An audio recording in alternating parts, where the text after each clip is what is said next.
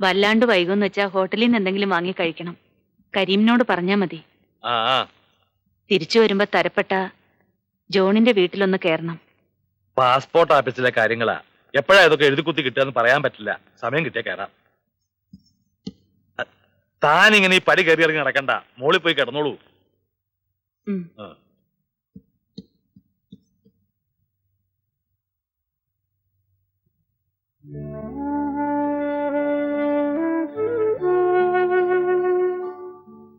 ആഹാ, നീ ഇതുവരെ ഒരുങ്ങിയില്ലേ? ഈ പടികൾ മുഴുവൻ കയറി ഇറങ്ങി വഞ്ചിയിൽ പോണ്ടേ അക്കരയ്ക്ക്. മുത്തശ്ശി മോള് പോയി റെസ്റ്റ് എടുത്തോളൂ. കുഞ്ഞുണ്ണി അങ്ങളിനെയും കൂട്ടി ഞാൻ പോയിക്കോളാം. അത് പറ്റില്ല. മുത്തച്ഛൻ പോലും അറിയാണ്ട് ഞാൻ മനസ്സിൽ നേർന്നതാ. അതിന്റെ ഫലം ഉടനെ ഉണ്ടായില്ലേ? ഇല്ലെങ്കി നിന്റെ മുത്തച്ഛൻ ഇങ്ങനെ ഒരു മനമാറ്റം ഉണ്ടാവും തോന്നുന്നുണ്ടോ നിനക്ക്? നമുക്ക് പോയിട്ട് ഉടനെ തിരിച്ചു വരാം. മോള് വേഗം ഒരുങ്ങും.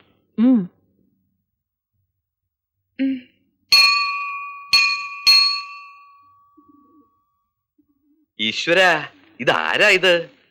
അസുഖാണെന്ന് കേട്ടപ്പോ അക്കരയ്ക്കൊന്ന് ഇറങ്ങണം നിരീച്ചതാ. ഒത്തില്ല. ഇപ്പൊ എങ്ങനെയാ, ഭേദായോ? അല്ല, ഭേദായില്ലാച്ച പുഴകടന്ന് എങ്ങനെയാ ഇക്കരയ്ക്ക് വരിക? എന്തൊരു ചോദ്യാണല്ലേ. ആട്ടെ, എന്താ വഴിപാട്? പുഷ്പാഞ്ജലി. നാളും പേരും പറഞ്ഞോളൂ. പതിവ് പോലെ തന്നെ. പിന്നെ 2 പുഷ്പാഞ്ജലി പ്രത്യേകം വേണം. ആയിക്കോട്ടെ. രാജലക്ഷ്മി, മകൻ നക്ഷത്രം. രാജന്റെ മോളാ. അച്ഛനറിയും, പറഞ്ഞാ മതി. പിന്നെ രാജകുമാരൻ തമ്പി, പൂരം നക്ഷത്രം. മോളുടെ പുറകെ മൂപ്പരുങ്ങി എത്തിയോ? ഇല്ല, എത്തും. എന്റെ പ്രാർത്ഥന ദേവി കേട്ടു തിരുമേനി. ഉള്ളുരുകി പ്രാർത്ഥിച്ചാ പിന്നെ കേക്കാണ്ടിരിക്കുവോ? ഇതൊന്നും പോരാട്ടോ, ഒരു ലക്ഷാർച്ചന നടത്തണം. കോടി അർച്ചന നടത്താൻ തിരുമേനി.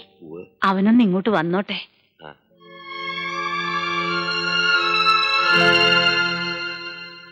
തൊഴുതോളൂ കുട്ടി.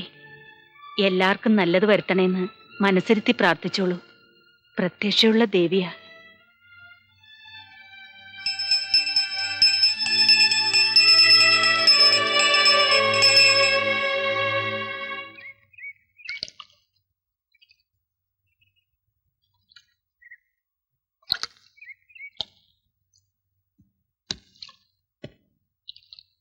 കടത്ത് പൂട്ടുമ്പോ അഹമ്മദുണ്ണി ഇക്കരയ്ക്ക് വന്നോളൂ.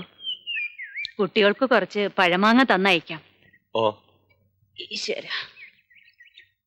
ആ, എവിടാ പറഞ്ഞു നിർത്തിയേ? വെള്ളപ്പൊക്കം. ആ, അപ്പൊ ഭയങ്കര വെള്ളപ്പൊക്കാ. എനിക്കന്ന് 13 വയസ്സേ ഉള്ളൂ. കല്യാണമെന്ന് കേട്ടപ്പോ വലിയ സന്തോഷായിരുന്നു.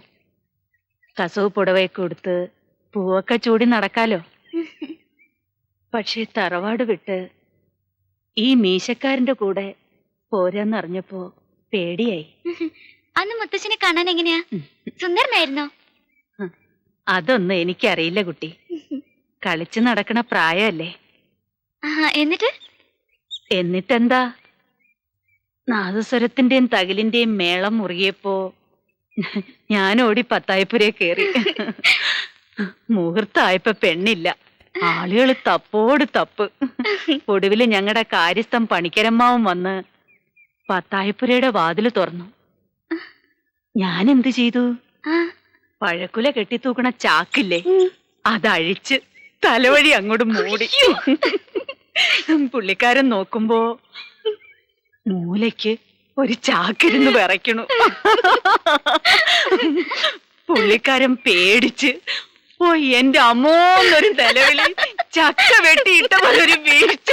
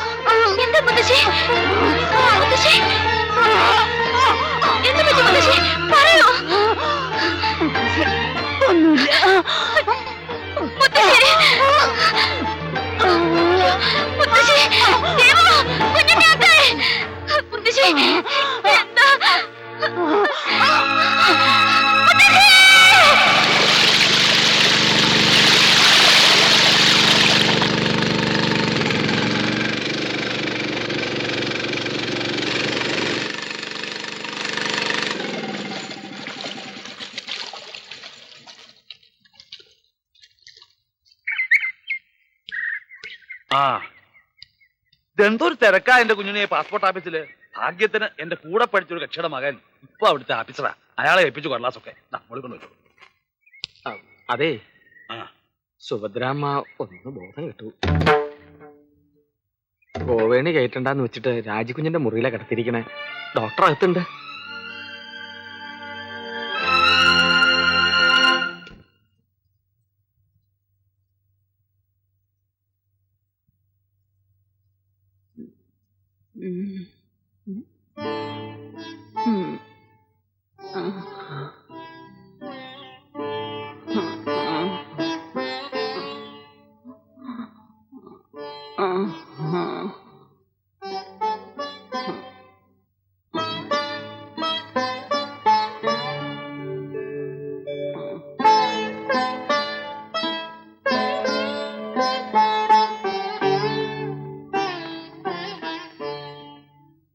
താൻ പാസ്പോർട്ട് ഓഫീസിൽ പോയിരുന്നു അല്ലേ?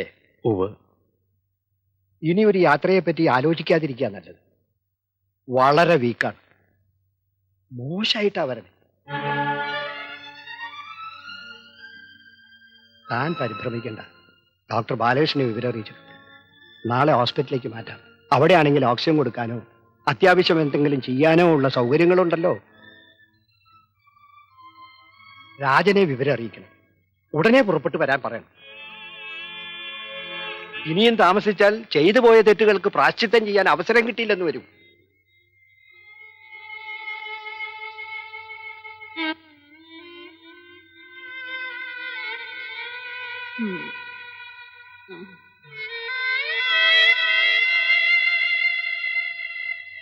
അവരുടെ ഇപ്പോഴത്തെ അവസ്ഥ കാണുമ്പോ മുത്തശ്ശി അധികകാലം നമ്മുടെ കൂടെ ഉണ്ടാവില്ല എന്ന് മനസ്സ് പറയണു. എവിടൊക്കെയോ പട്ടികൾ ഓലിയിടണു. മുത്തശ്ശന് പേടിയാവുന്നു മോളെ. എന്നെ ഒറ്റയ്ക്കാക്കിയിട്ട് അവള് പോവോ? മോള് നാളെ തന്നെ കുഞ്ഞുണ്ണിയും കുട്ടി ജോളിനെ കാണണം. അച്ഛനെ ഫോണിൽ വിളിക്കണം. ഉടനെ പുറപ്പെട്ടു വരാൻ പറയണം.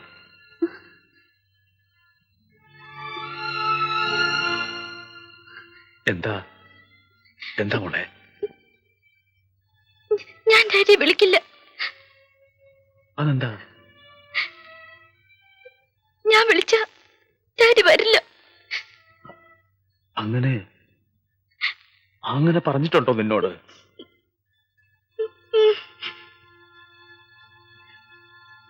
ഞാൻ വിളിച്ചാലോ?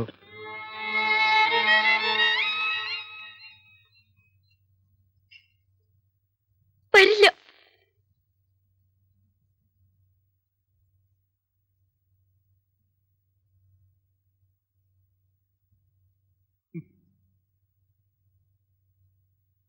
ഞാൻ വിളിച്ചാൽ എന്റെ മോൻ വരില്ല എന്ന് പറയാൻ നീ ആരാ? മുത്തച്ഛൻ എന്താ വിചാരിച്ചേക്കണേ എന്റെ ഡാഡിയെ പറ്റി?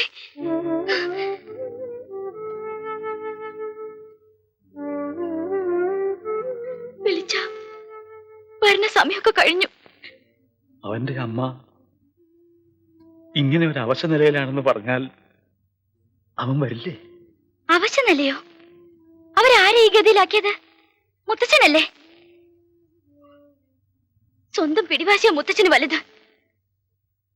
ഇതിനിടെ കിടന്ന് ഞെരുങ്ങുന്ന സാധുക്കളെ പറ്റി മുത്തച്ഛൻ ഓർത്തോ? അവരുടെ മനസ്സിന്റെ വേദന മുത്തച്ഛൻ അറിഞ്ഞോ?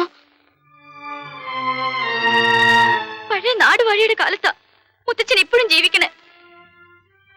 സ്വന്തം ലോകം, സ്വന്തം ഇഷ്ടം, സ്വന്തം നിയമങ്ങൾ. ആരെങ്കിലും തടസ്സം നിന്നാൽ അവരെ ചവിട്ടി തള്ളും. അങ്ങനെയല്ല എന്റെ ഡാഡി പുറത്തായത്. ഇപ്പഴെന്താ പെട്ടെന്ന് ഇങ്ങനെ ഒരു തോന്നല്?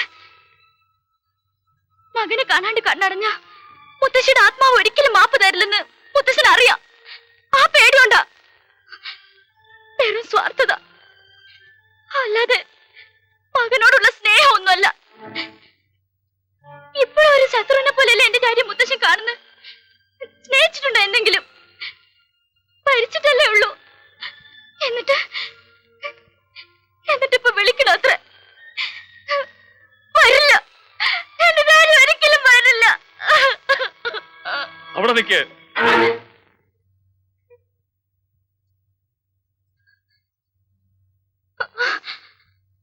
എന്താ നീ പറഞ്ഞത്? എന്റെ മകനെ ഞാൻ സ്നേഹിച്ചിട്ടില്ലെന്നോ? പഴഞ്ചനാണ്, സ്വാർത്ഥനാണ്, തന്നിഷ്ടക്കാരനാണ്. അതൊക്കെ ഞാൻ സഹിക്കും. എന്റെ കുഞ്ഞിനോട് എനിക്ക് സ്നേഹമില്ലെന്ന് മാത്രം പറയരുത്.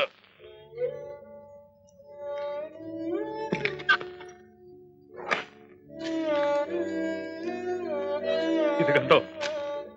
ഇത് മുഴുവൻ ഞാൻ എന്റെ പൊന്നുമോൻ എഴുതിയ കത്തുകളാ.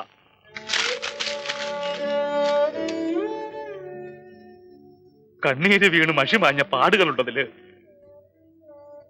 പലവട്ടം അയക്കാൻ ഒരുങ്ങിയതാ.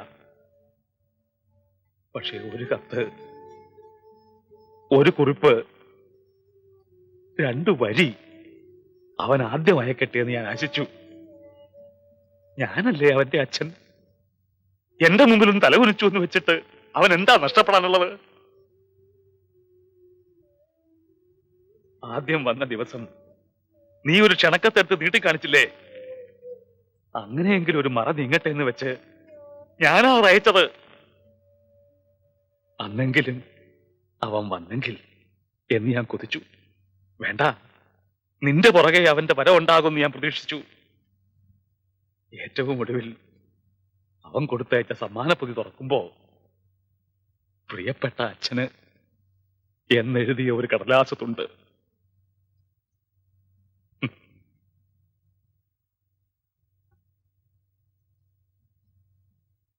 മുത്തച്ഛൻ തോറ്റുമോളെ, നിന്റെ അച്ഛൻ എന്നെ തോൽപ്പിച്ചു. എന്റെ സുഭദ്രയുടെ കണ്ണടയുന്നതിന് മുമ്പ് അവനിവിടെ വേണം.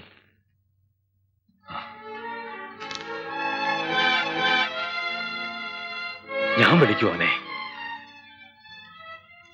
നിനക്ക് കാണണോ അവൻ വരണത്?